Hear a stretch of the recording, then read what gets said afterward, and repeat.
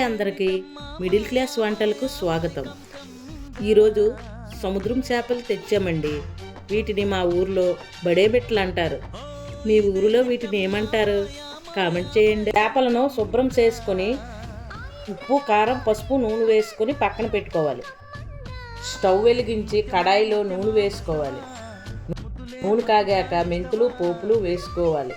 అవి వేగాక కట్ చేసుకున్న ఉల్లిపాయ ముక్కలు, పచ్చిమిర్చి వేసుకొని ఉల్లిపాయలు ఎర్రగా వేయించుకోవాలి. ఉల్లిపాయలు ఎర్రగా వేగిన తర్వాత పచ్చి మసాలా వేసుకోవాలి. తర్వాత టమాటా ముక్కలు వేసుకోవాలి. టమాటా మగ్గడానికి సాల్ట్ వేసుకోవాలి. టమాటా బాగా మగ్గాక తగినంత కారం వేసుకొని బాగా వేయించాలి.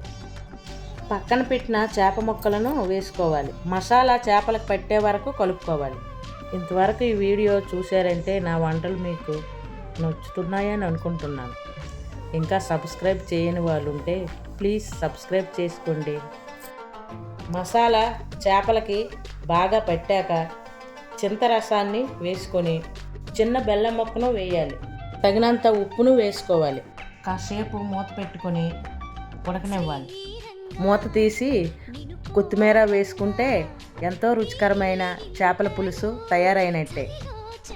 మేము ఇంకా మంచి మంచి వీడియోస్తో మీ ముందుకు రావాలంటే మీ సబ్స్క్రైబ్ కూడా మాకు చాలా అవసరమండోయ్.